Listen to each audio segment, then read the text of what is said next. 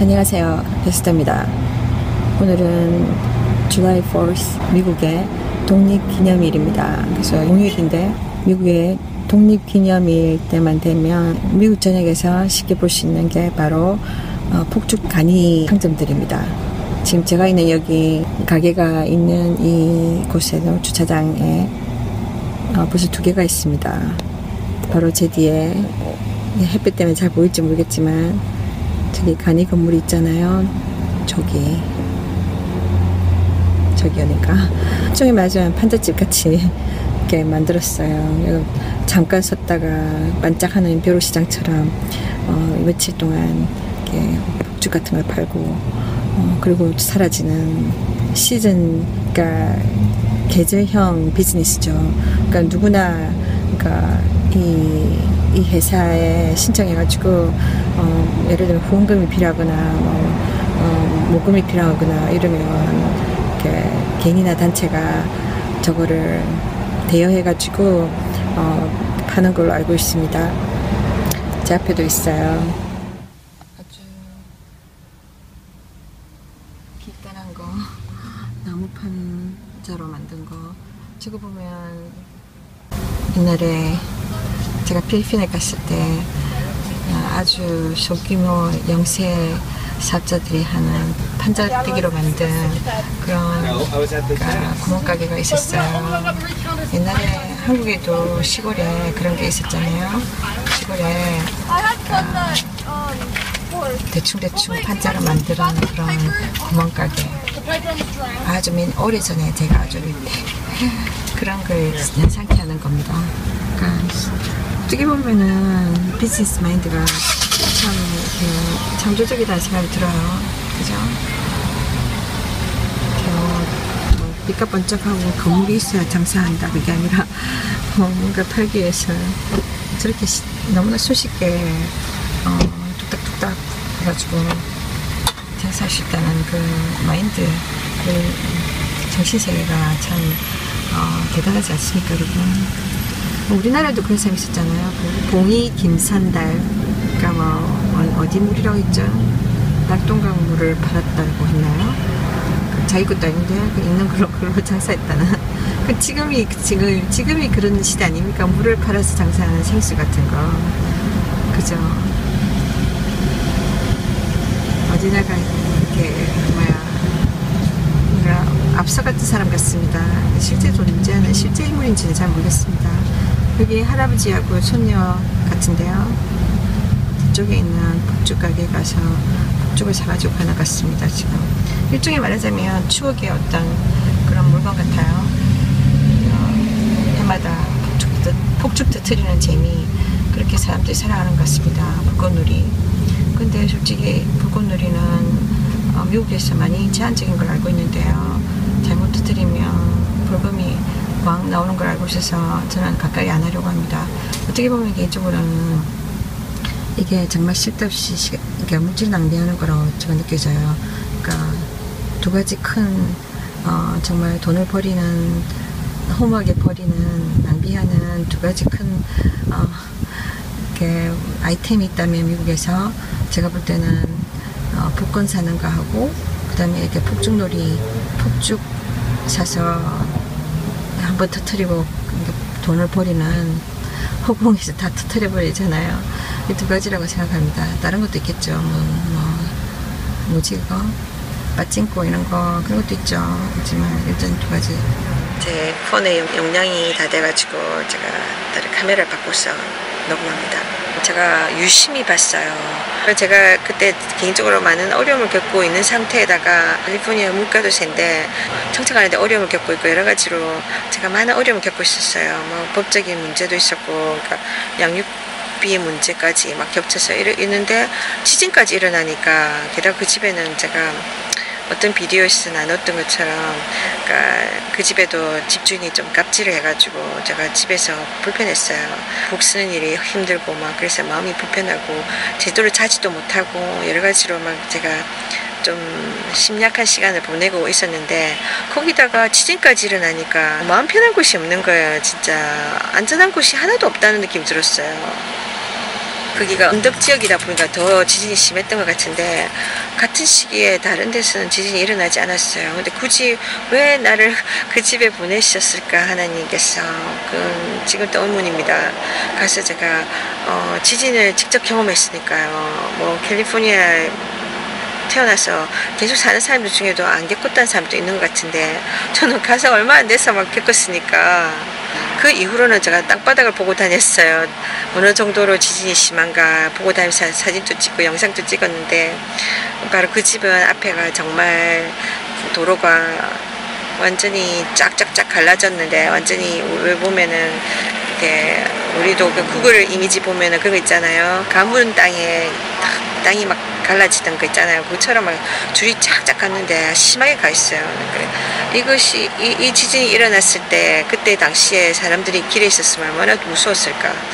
그러니까 그런 정도로. 근데 제가 그 지진이 그날 제가 겪었던 지진이 있었던 날 생긴 게 자국인지 아니면 이전에 있었던 게 자국인 거기다가 덧붙여서 또 이렇게 연결된 건지 모르겠더라고요. 제가 물어봤어요. 이거 언제부터 있던 거냐? 어제 생겼던 거냐? 그러니까 이 사람들이 잘 모르겠다는 거예요. 한국 분들은 그런 게 있어요. 좀 주변 환경에 대해서 잘 관심이 없는 거. 그러니까 좀 조이력이 좀 부족한 거. 그러니까 그냥 지나가 버려요. 그러니까 막 부딪히고 그러잖아요. 미국 사람들은 막 자기 주변에 사람들의 동향에 대해서 굉장히 민감하거든요. 그러니까 어떤 사람이 내 앞에 내 쪽에 온다. 나의 행동 반경, 그러니까 자기 스페이스라고 하잖아요. 개개인의 자기 공간이 있어요. 어느 정도 공간이 있는데 그 공간 안에 사람이 다가오잖아요. 그러면은 딱 안전에 대한 생각을 딱 하게 되고 그 사람을 주시하는 거예요. 그러니까 누가 뒤에 서 있다 그러면 굉장히 위협으로 생각해요. 왜냐면 뒤에서 덮칠 수도 있잖아요. 뒤에서 이렇게 막 해를 꽂힐 수 있으니까 내 눈에 안 보이는 장소니까 더 신경을 쓰는 거죠. 근데 그래서 이 사람들이 가까이 온다 하면은 항상 이렇게 자기와 그 사람과의 거리를 두는 거예요. 그래서 항상 excuse me 하면서 지나가지 그냥 지나가지 않아요. 그래서 안 부딪히죠. 잘 부딪히면은 아주 잘못한 것처럼 생각해요. 막 미안해하고 굉장히 막 아니면 불쾌해해요.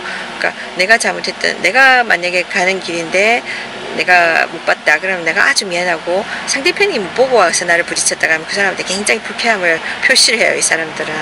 왜냐면 내 행동 반경에 내 공간에 네가 들어 침범했잖아. 이런 사고방식이기 때문에 그러다 보니까 한국 사람들은 안 그렇잖아요. 한국 땅덩어리가 작은데 사람 인구는 많지. 그러니까 늘 부딪히는 게 당연하잖아요. 그러니까 서로 간의 공간 이런 거 존중함이 없잖아요. 내 거 챙기기도 힘들고 네 거 챙기기도 힘들고 그러니까 우리는 무시하고 가자 이런 식이잖아요.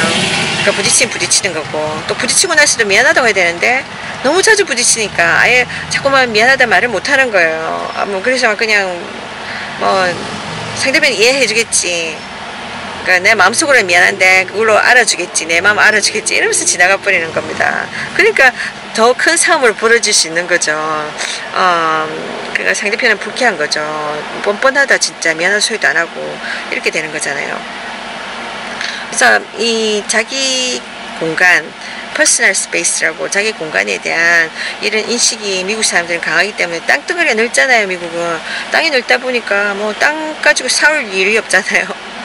그러니까 그게 없는데 한국에서는 땅이 좁은데 사람 많으니까 사람이 막 치이잖아요. 그러니까 막 더 예민한 거죠. 싸움을 많이 심하게 하는 것 같아요. 그런 것도 있고 약간 이율배반적인데 따져보니까 저 어릴 때부터 초등학교 각자의 공간이 진짜 없었던 것 같아요. 가문생활이가 진짜 우리는 콩나물 시루 같은 버스를 타고 다니고 지옥철 같은 지하철 타고 다니면서 우리는 그런 거 항상 겪잖아요. 사람들이 와가지고 부딪히고 내 몸에 다른 사람 몸이 닿는 거 그 가운데 또 그거를 막 악용하는 변태들이 있지 않습니까? 괜히 와가지고 막 몸 비비고 그러는 거 그런 것도 막 겪어야 하고 그죠? 남의 땀 냄새는 여름에는 암내도 겪어내야 되고 막 그런 거. 근데 그런 거 깊이 따져보니까 그런 개인의 공간들 뿐만 아니라 내가 서 있는 자리 어떤 그러니까 적어도 뭐 10cm나 20cm 정도는 내가 개인적인 공간이 있어야 돼. 이런 것조차도 우리는 허락되지 않았어요. 진짜 아시지 않습니까? 뭐 자동차 타고 다니는 사람들은 또 괜찮겠지만 그렇지 않고 대중교통 사용하던 사람들은 다 이런 걸 겪죠. 그러니까 내 개인의 공간 이런 데 대한 어떤 배려가 없는 사회에서 살았었고 또 살고 있잖아요. 근데 제가 초등학교 때 생각해 보니까 그래요. 개인의 책상도 없었잖아요. 책상이 그러니까 두 사람이 같이 쓰는, 나눠 쓰는, 그러니까 책상에 서랍이 옛날에 있었나요? 없었던 것 같은데. 제가 초등학교 다닐 때는 없었던 것 같은데요. 있었나요? 하도 오래돼서 기억이 안 납니다. 책상을 두 사람이 쓰게 돼 있잖아요. 반 나눠가지고 그러니까 중간에 줄을 딱 꺼가지고 휴전선이 마치 남북 간에 이런 정말 우리 민족의 참 암울한 이 운명처럼 그러니까 누군가와 나눠야 했고 모든 걸 나눴어요.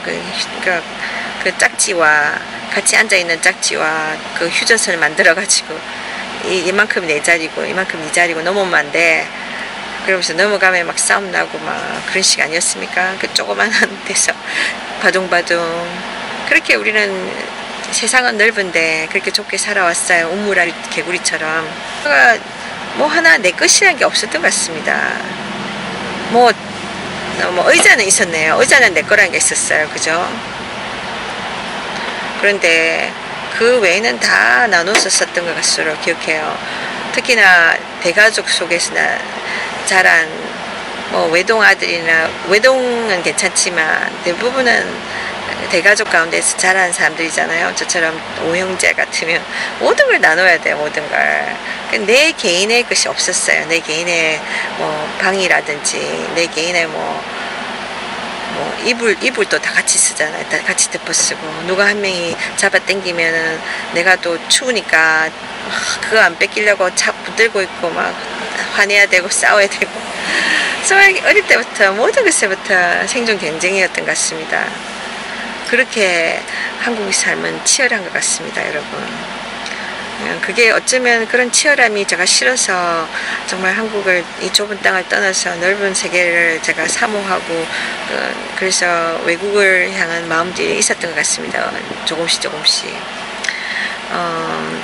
그래서 한국 사람들은 잘 부딪히고 당연히 부딪히는 거고 그게 문화니까 그게 생활권이니까 그 환경이니까 그게 너무 익숙해 있다 보니까 기본적인 매너가 안 되는 거예요. 외국에 갔을 때 그러니까 막 부딪히던 습성, 그러니까 내가 막 조심해서 내 행동 반경에 누가 가까이 오는구나, 내가 좀 자리 피해서 부딪힘을 피해야 되겠다, 이거 자체가 안 되잖아요. 여기 피우면 저기서 부딪히고 막 그러니까 우리가 완전 삼연초가잖아요. 마치 작은 엘리베이터에 사람들이 막 차면은 이제 뭐 움직이기 힘들잖아요. 그런 것처럼 우리 한국에서의 우리 사회 환경, 그죠? 우리의 환경이 그렇습니다. 그렇다 보니까 사람들은 아예 포기하는 거예요. 그러니까 부딪히는 거고 막 그런 식인 거예요. 그러니까 불쾌해도 할 수 없고. 그런데 익숙하다 보니까 주변의 사람들의 어떤 동향이라든지 움직임이라든지 주변 환경에 대해서 좀 무감각해지는 거예요. 무뎌지는 거예요. 한국 사람들이. 왜냐하면 제가 그랬으니까. 그 집단 속에 개인인 저가 느꼈던 느낌이에요. 그것이 전체적인 느낌이잖아요. 대부분의 평균화된 느낌이잖아요. 그 제가 그런 환경 속에 너무나 오래 살다 보니까 이 개인의 어떤 중요성이라보다는 그 단체에서 집단에서 하나 점 같은 하나 그런 동맥금으로 넘어가다 보니까 제 개인의 어떤 취향이나 이거 잘 몰랐고 그래서 제가 언젠가 개인의 공간에 대한 막 그런 사모함이 있었어요. 그래서 제가 나 혼자의 시간을 갖고 싶다, 혼자의 공간을 갖고 싶다. 왜 다 그게 필요하지 않습니까? 특히나 성인이 되면 특히 사춘기 때 근데 그 사춘기 때 예민한 시기에 나를 돌아다보고 내 삶과 이 세상, 나 개인과 이 사회, 또 나의 미래, 이런 것들을 막 이렇게 포괄적으로 생각해야 할 수 있는 그런 깊이 있는 생각을 하게 되는 그때 가치관도 막 형성되고 이런 시기 때 생각을 해야 되는, 그러니까 생각하는 사람처럼 생각을 많이 하게 되는 그런 시기 때에 개인의 시간을 가질 수 있는 그런 자유로운 시간, 평화로운 시간을 가질 수 있는 사색을 할 수 있는 자유롭게 방해받지 않고 그런 공간이 없는 거예요. 개인 공간이. 그렇다 보니까 성격도 맞게 사람들이 좀 날카로워지는 것 같고 그죠? 예민해지고 짜증이 나죠. 스트레스 지수가 높아지잖아요. 그래서 개인의 공간을 사모하고 막 꿈꾸기 시작했어요. 쉽게 오지 않았죠. 그걸 위해서 막 독립하기 위해서 노력하고 그러다가 어렵사리 제가 30대 초반에 독립을 하게 되었어요. 그래서 제가 그때 한 3년가량을 제가 독립을 했었는데 그때 제가 처음으로 부딪힌 게 뭐냐면 아주 작은 정말 조그만한 지금 생각하면은 골방 있잖아요. 작은 방이었어요. 쪽방 같은 걸 진짜 만들어 가지고 이렇게 거기다가 또 아주 조그만한 부엌이라 하기는 부뚜막 같은 그런 부엌, 화장실은 그 사는 사람들과 같이 나눠 쓰고 진짜 불편하기 짝이 없는 그런 어두컴컴한 방, 햇빛도 잘 안 들어오는 방, 그런 집이었는데 불구하고 저는 제 개인적으로는 나 혼자만 있을 수 있는 장소잖아요. 그래서 저는 정말 그때 기뻤어요. 근데 막 이렇게 갑자기 저 혼자서 모든 걸 할 수 있는, 이전에는 제가 몰란 거예요. 개인의 공간이 없다 보니까 개인적인 어떤 결정 같은 거 해본 적도 없었고 제가 뭘 좋아하는지 모르는 거예요. 그러니까 뭐가 정말 가장 좋은 건지 모르는 거예요. 그래서 막 이런 작은 것에서도 갈등하기 시작했었어요, 진짜. 그러니까 너무 많이 집단 안에서 개인의 이런 필요에 대해서 너무 무시당한 그런 사회 환경 가운데 또 가정 환경 가운데 살아왔기 때문에 이런 기본적인 걸 못하는 거 있죠. 그런데 약한 거예요. 그래서 한국 사람들과 미국 사람, 그러니까 세계인 중에 한 나라, 미국을 대표로 해서 말하자면 이 한국 사람과 미국 사람의 차이점을 보면 뭐 한국 사람이 더 똑똑할 수도 있어요. 그죠? 미국 사람들 중에 정말 무식한 사람 많거든요. 근데 그 사람들은 당당해요. 한국 사람들 비해서. 한국 사람들은 막 이렇게 자신감도 부족하고 그렇잖아요. 특히 영어 언어에서 막 이렇게 막 열등의식을 느껴요. 그러니까 언어 하나 때문에 열등의식 느낄 필요 없는데 내가 조금 영어를 좀 못하더라도 브로큰 잉글리시 하더라도 좀 자신감 있게 딱 지르면 되는데 막 이렇게 열등의식 가지고, 왜냐면 완벽주의 있잖아요. 이 집단 사회에서 어떤 하나의 단점 중에 하나인데 뭐 집단 사회에서는 이 개개인이 너무 무시된 거예요. 개개인의 능력에 대해서 너무 무시되고 개개인의 그 필요에 대해서 무시되고 그렇다 보니까 사람들이 막 쓸데없는 열등의식을 갖고 너무 비교의식 하니까 나와 저 사람과 이런 비교 하다 보니까 나의 장점을 잘 모르는 거예요. 그래서 단점만을 막 결점만을 막 주시하고 그러다 보니까 사람들이 막 자기 가진 것도 막 발휘를 못하는 거예요. 기죽어가지고. 제가 처음에는 그랬어요. 처음에는 그런 게 막 저한테 너무 많이 남아있다 보니까 한국에서 제가 30여 년을 살았잖아요. 그렇다 보니까 이게 너무 익숙하다 보니까 그게 나는 겸손인 줄 알았는데 아니더라고요.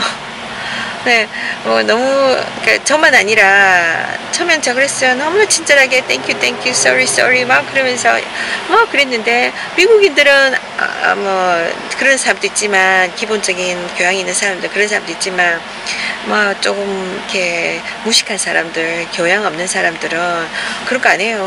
한국 사람들이나 특히나 영어가 좀 부족한 사람들, 또 제가 보니까 다른 나라 아시아권에서 온 사람들 영어 좀 막 서투르고 이런 사람들은 이게 예스맨이 되잖아요. 그런 경우에 표현을 잘 못하니까 자유롭게 못하니까 현지인처럼 그러니까 막 뭐든지 쉽게 말할 수 있는 게 yes 아니면 no잖아요.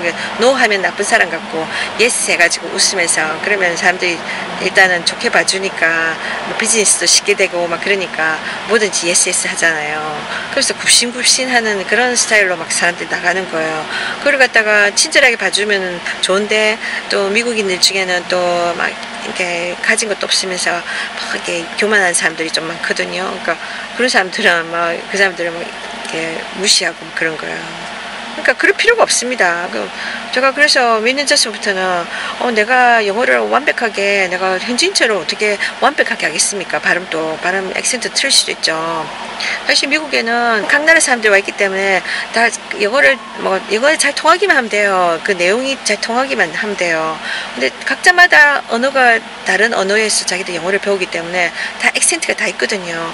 그게 뭐가 잘못된 겁니까? 잘못된 거 아닙니다, 여러분. 중요한 건 그 사람이 어려운 외국어를 배워서 통한다는 거죠. 그 아닙니까? 그 노력, 그거를 높이 사야죠. 근데 영어를 하는데 현지인처럼 못한다. 그래서 영어를 못한다. 이런 식으로 말하는 사람 있어요. 그렇게 말하는 사람들은 자기들 영어 하냐. 영어 그렇게 못하는 사람들이 그런 이야기를 합니다, 또. 제가 그런 생각이 들었어요. 한국적인 마인드로는 아무리 영어를 막 잘해도 완벽하게 현지인처럼 발음을 막 이렇게 버터 발린 발음 미끄러지지 않으면 잘하는 게 아니에요. 왜냐면은 너무나 그 비교의식, 그죠? 이 집단화 의식 있잖아요. 거기서 온 이 완벽주의를 막 추구하잖아요. 영어가 잘하려면은 현지인처럼 해야 된다 이렇게 생각하니까 어떻게 그렇게 할 수 있습니까, 여러분? 여기서 나지 않았는데 그러다 보니까 자신감이 없는 거예요. 그래서 저도 한동안 그런 어떤 마인드 때문에 참 힘들었었는데 제가 지나오면서 나는 아주 막 그 겸손한 마음으로 외국인이니까 그런 걸로 제가 항상 제가 낮은 위치에 낮은 모습으로 그랬었는데 가만 생각해 보니까 그게 있잖아요. 꼭 아니라는 생각이 들었어요. 중요한 거는 우리 한국 사람들이 겸손한 것도 중요하고 겸손함도 있어야 돼요. 있지만 외국인들 앞에서 미국인들 앞에서 영어권 사람들 앞에서 기죽을 필요는 없다는 생각이 들었어요. 중요한 건 우리가 영어 잘하는 것도 중요하지만 그보다도 그걸 배우면서 자신감도 가지는 거. 열등의식에서 우리가 정말 이렇게 자유해야 된다는 거. 그럼 열등의식을 갖고 내가 자신감을 어떻게 가질 수 있겠습니까? 두 개가 다 다른 건데, 상반된 건데, 내가 자신감을 갖기 위해서는 열등감을 버려야 되는 거예요. 열등감과 자신감을 맞바꿔야 됩니다, 여러분. 그래서 그러려면 저는 분명히 열등감과 우월감을 말하는 거 아닙니다. 우월감은 교만과 같은 거잖아요. 그것이 얘기하는 게 아니라, 쓸데없는 이 열등감을 버리고 자신감을 가지자는 거죠. 그러니까 내가 좀 영어에서 말하다가 영어를 잘못 말했다 할지라도 완벽한 문장이 아니랄지라도 대충 듣는 사람이 알아들으면 되는 겁니다, 여러분. 알아듣고 말이 되면 되는 거잖아요. 그렇게 알아들어요, 사람들이. 그러니까 그러면 되는 거예요, 여러분. 그러면서 조금씩 넣는 거죠. 완벽하게 할 필요 없어요.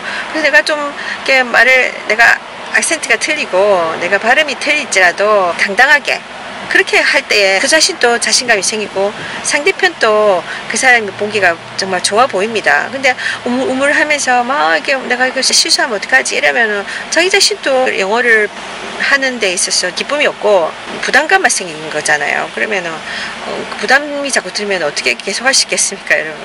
그렇지 않아요? 그래서 이런 마인드를 바꿔야 돼요. 요즘은 제가 좀 내가 당당해져야 되겠다 이런 생각을 좀 더 많이 해요. 그러니까 내가 영어를 하다가 실수하면 뭐 어때? 이거 내 모국어가 아닌데 지네들도 한국말 배우면 당연히 이럴 텐데 이런 생각이 들더라고요. 그래서 막 쓸데없이 막 저 자세로 막 가가고 예스맨이 될 필요는 없습니다. 쓸데없이 내가 막 두 사람 앞에 가가지고 막 시실대면서 웃고 막 그죠? 그럴 필요도 없어요. 그냥 당당하게 내가 영어를 좀 못한다고 해서 기죽고 이럴 필요가 없어요, 여러분. 그러니까 그런 거 좀 고쳤으면 좋겠어요, 여러분. 좀 당당하게 우리가 삽시다. 그리고 그래서 제가 미국에서 몇 년 살다가 아마 미국 생활 그러니까 예를 들면은 그래서 아까 그 이야기로 돌아가서 한국 사회를 경험해 본 외국인들은 이해를 해요. 뭔가 사람들이 부딪히고 막 그러는 거, 이것이 당연한 것이고, 또 사람들이 이렇게 미안하다고 말 못하는 것은 한국 사람들이 표현을 잘 못하는 이 양반 문화에서 오는 이런 거, 그건 고쳐져야 되지만 이런 걸 이해를 합니다. 그런데 한국을 전혀 보지 못하고 경험을 보지 못한 대부분의 미국 사람들, 외국인들은 이 사정을 모르고 한국 사람들 다 매너 없고 이렇게 무식한 사람들이다 이렇게 생각하는 겁니다. 저도 한동안 처음에 미국에 갔을 때는 막 이렇게 주변 사람들 눈에 잘 안 보였어요. 주변 환경이 눈에 잘 안 보였어요. 내 앞에 것만 보였어요. 그렇다 보니까 실수를 많이 하죠. 한국 사람들이 막 대처 능력이 좀 부족해요. 외국인들에 비해서. 외국인들은 벌써 이렇게 막 몸바치서 보잖아요. 사람들이 동향을 막 보고 자기가 예방을 하고 그러는데, 예를 들면은 길을 물어보면은 미국인들은 대체적으로 길을 잘 가르쳐줘요. 자기가 모르면은, 지금은 핸드폰으로 이렇게 다 구글 해가지고 막 길을 잘 찾잖아요. 그러면서 가르쳐줘요. 그러면 전체적으로 보면 미국 사람들이 되게 똑똑한 것 같이 느껴집니다. 똑똑한 게 아니라 지혜로운 거죠. 어떻게 이런 글을 사용할 수 있는가, 우리 생활 도구를 사용할 수 있는가. 이 사람들은 그러니까 스스로 할 수밖에 없는 거예요. 미국 사회는 모든 걸 이렇게 스스로 하게끔 만들어져 있어요. 그러다 보니까 자신감도 있는 거죠. 열등의식들이 한국 사람들에 비해서는 별로 없어요. 미국 사람들이 열등의식 잘 없어요. 왜냐면 모든 거를 스스로 해야 되니까. 그러니까 한국에는 가구 살려면 가구들이 다 만들어져 있잖아요. 조립 다 돼 있잖아요. 미국에는 조립이 안 돼 있어요. 그러니까 가게에 있는 것만, 샘플들만 조립돼 있고, 내가 사가는 거는 박스 안에 들은 걸 사가야 됩니다. 박스 안에 걸 더 가져가가지고 다 조립해야 돼요. 제가 뭐 6시간, 7시간 그때 그 애들 벙크베드 있잖아요. 층 침대 혼자서 조립한다고. 그거를 내가 어릴 때부터 미국 사람 같으면은 어릴 때부터 배웠으니까 막 보이스카우트, 걸스카우트 하면서 했을 거 아니에요? 그러면 쉽게 뚝딱뚝딱 했을 거 아닙니까? 근데 그런 것도 안 했고, 한국에서도 애들도 있어. 좀 사는 집에 애들, 우리 집에는 우리가 못 살았기 때문에 그런 것도 못 가봤고, 그러니까 전혀 이런 거 못 해봤는데 실전에 와서 뭐 어릴 때 예를 들면은 남자들은 또 쉬워요. 그런 게. 왜냐면 조립 같은 거, 조립하는 장난감도 있잖아요. 여러분 뭐라 그러지, 모형 비행기, 모형 장난감 차 뭐 이런 거, 그런 거 만들어 왔던 사람들은 이건 뭐 해봤기 때문에. 그렇지만 여자아이들은 그렇게 안 컸잖아요. 요즘은 달라진지 모르겠지만 옛날에 제 어릴 때는 막 탁탁 나눴어요. 여자아이, 남자아이 딱 나누고, 여자아이들은 빨간색 입고 남자아이들은 파란색 입고 막 이런 식으로 그렇게 나누고, 남자아이들은 자전거 타게 하고 여자아이들은 그냥 인형 가지고 놀고 하고, 좀 수동적인 그런 방향. 저희가 5형제니까 5명이잖아요. 그러면 형편이 어려우니까 각자에게 자전거를 사줄 수 없어요. 세발 자전거. 그러면 하나 사가지고 애들이 같이 써야 되는데, 그때 왜 그러셨는지 모르겠습니다. 남존 여비 사상이 너무 크다 보니까 부모님들도 많이 못 배우시고 자랐으니까, 못 누리고 자랐으니까 자녀들한테도 못 해주셨던 것 같아요. 옛날의 생각으로 막 키우시다 보니까. 그러니까 애들 낳아놓으면 스스로 큰다 이런 사고방식 있잖아요. 그러니까 그때 세발 자전거 왜 우리도 타고 싶은데 여자애들은 안 타게 하고 남자애들이 노는 거니까, 그러면서 남자애들만 태우게 하셨어요. 지금 생각하면 저거 정말 어떻게 보면은 분노가 일어날 정도인데. 그래서 제가 자전거를 못 배웠어요. 그러니까 남자 여자가 어디 있습니까? 그 놀이기구잖아요. 어릴 때는 또 옛날에는 또 지금보다 더 물자가 더 귀해서 이렇게 뭐 가지고 놀 수 있는 게 별로 없었는데, 돌멩이 갖고 놀고 막 그랬잖아요. 뭐 그랬는데 세발 자전거 타면 얼마나 재밌어요. 나눠서 타게 했으면, 여자애도 타게 했으면 좋았을 텐데, 그거는 남자애들 거라 해가지고 차별받고, 그래서 그거 타보지도 못하고, 그냥 운동신경이 느려진 거예요. 여러분, 이거 정말 무시할 수 없는 겁니다. 어릴 때부터 여러 가지를 접하게 해줘야 되는데 못하게 하고 수동적인 놀이만 하게 하다 보니까 운동신경이 확 느려서, 제가 자전거를 배우고 싶은데 두발 자전거, 세발 자전거도 못하고 두발 자전거 가라니까 그게 됩니까? 잘 안 되지. 중심도 잘 못 잡고 힘들죠. 몇 번 넘어지고 하다 보니까 그게 재미가 안 생기는 거예요. 그러니까 넘어지는데 두려움이 생겨가지고 아예 안 하게 되고, 그러다 보니 나중에 이게 발전해가 차를 몰아야 되는데, 이것도 운동신경이잖아요. 어떤 면에서 보면 전혀 이게 안 되는 거예요. 그 한국에서 제가 몇 번 실패했었어요. 운전면허 따는데 적색증 이게 뭐지, 순간적으로 탁 멈춰야 되는데 이게 왜 안 되는 거야? 안 되는 거예요. 몸이 안 따라주는 거예요. 내 생각과 몸이 안. 그래서 모든 게 좀 느려졌죠. 더뎌졌고. 지금 따져보니까 이 모든 게 어린 시절에 너무 많이 이걸 이렇게 제가 많은 것을 배울 수 있는 기회들을 놓쳤기 때문에 그런 환경적인 요소들. 그러니까 한국 사회가 기회를 많이 주는 사회가 아닙니다. 그러니까 지금은 많은 사람들이 해외를 나가고 하니까 많은 걸 보고 하니까 우리와 다른 것 보고 하면서 이렇게 많이 이렇게 달라진 것 같아요. 사람들은 넓은 세계를 가야 됩니다. 예. 막 부딪히고 막 그랬는데 그 미국에 처음 갔을 때 한동안은 이게 남아있다 보니까 몰 같은 데 가면 좀 사람들이 또 많은 붐비잖아요. 땅 넓은 미국 땅이라 할지라도 몰 같은 데 가면 사람들이 막 엄청 모여 있으니까 좀 부딪힐 일이 좀 있어요. 근데 여기서 제가 걸어가다가 한눈 팔 일이 많으니까 여기저기 가게들 막 보고 있다 보니까 앞에를 제대로 못 봤어요. 근데 부딪힌 것도 아니에요. 제 앞에서 오던 미국인 여자들, 백인 여자들 오더니면 막 소리 지르는 거예요. 저한테 화를 막 내는 거예요. 앞에 좀 보고 다니라고 막 그러는 거예요. 제가 부딪힌 것도 아니에요. 그러니까 자기가 봤을 때 자기 공간에 제가 가까이 건접하고 있다 이거죠. 자기한테 자리를 내줘야 되는데, 그러니까 무수리들이 왕비마마 가는 길에 길을 피해준 것처럼, 그죠? 먼저 가서 피해주는 것처럼 앞에 자리를 만들어줘가지고 안 넘어지게, 돌풀이 안 넘어지게 하는 것처럼 해주기를 원했는데 내가 안 하고 그냥 지나가다 보니까 자기가 안 움직이면 부딪히겠거든. 자기가 움직이면 되는데, 그러니까 막 화를 내는 거예요. 내가 우선순위 이거지. 내 길에 내가 먼저 오냐, 네가 오냐 이건 거예요. 그러니까 그 사람의 마인드가 잘못된 것인데, 미국 사람들 마인드 중에는 그런 게 또 있어요. 조금 오만방자한 게 있어요. 제가 운전하면서 느끼는 건데, 한국에서는 그렇잖아요. 사람이 우선이 아니라 차가 우선이다 보니까 그 잘못된 겁니다, 여러분. 차가 오면은 사람이 막 뛰잖아요.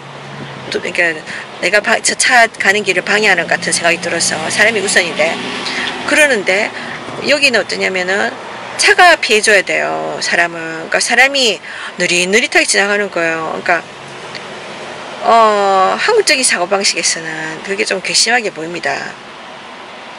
지금도 아직도 저는 길 가다가 차가 쓰잖아요, 나 때문에. 그러면은 미안해서라도 제가 막 종종 걸음을 칩니다. 뛰거나 아니면 종종 걸음을 칩니다. 미안해가지고 막 손짓합니다. 고맙다고, 세워줘서 고맙다고 이러는데, 미국 사람들 중에는 제가 서주잖아요. 서주면 당연히 서주기를 기대해요. 그 사람들 그냥 가잖아요. 그러면 막 욕을 합니다. 어떤 경우는 차를 팡팡 때립니다. 그리고 그러는데, 그러니까 버릇 없어진 거지, 사람들이. 그러니까 서주면 그러면 좀 빠른 걸음으로 가주면 좋잖아요. 안 그럽니다. 세워라 내워라 하면서 이러면서 갑니다. 그럼 좀 이렇게 한국적인 마인드에서는 얄미운 생각이 들 수 있어요. 그러니까 처음에는 저 사람이 왜 저렇게 나한테 야단을 치나. 그럼 나한테는 제가 좀 속상하죠. 왜냐면 그 사람이 막 소리 지르면서 옆에 사람 다 보잖아요. 사람들 앞에서 저에게 무안을 주는 겁니다. 그러니까 너 저 매너 없는 인간이야, 무식한 인간아, 교양 없는 인간아, 그렇게 하는 거예요. 제 문화를 알지도 못하고. 그러니까 그런 일이 있고부터 제가 막 신경을 쓰기 시작했어요. 주변 사람들을 신경 쓰고. 그러니까 제가 생각해보니까, 나만 그런 게 아니라 한국에서 오래 살았던 한국 사람들은 대부분 그런 게 있더라고요. 아직 미국에서 오래 사신 분들, 한국인들 중에도 그런 경우도 있어요. 그런 분들이 있어요. 막 이게 조금 무딘 사람도 있어요. 지나가면서 옆에 부딪힐까봐 이런 신경 안 쓰는 사람도 있어요. 근데,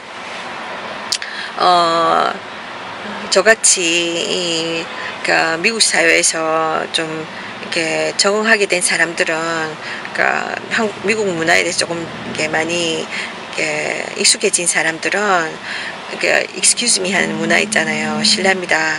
상대편한테 피해를 안 주려는 그런, 이게 익숙해집니다. 한국 사람들 중에는 이렇게 주변에 무슨 일이 일어난 거 몰라요.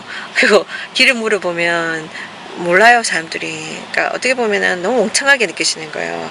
그러니까 사람들 물어보면은 어디에 뭐가 있는지 몰라. 그러면은 찾아주려고 해야 되잖아요. 그런 것도 좀 부족해요.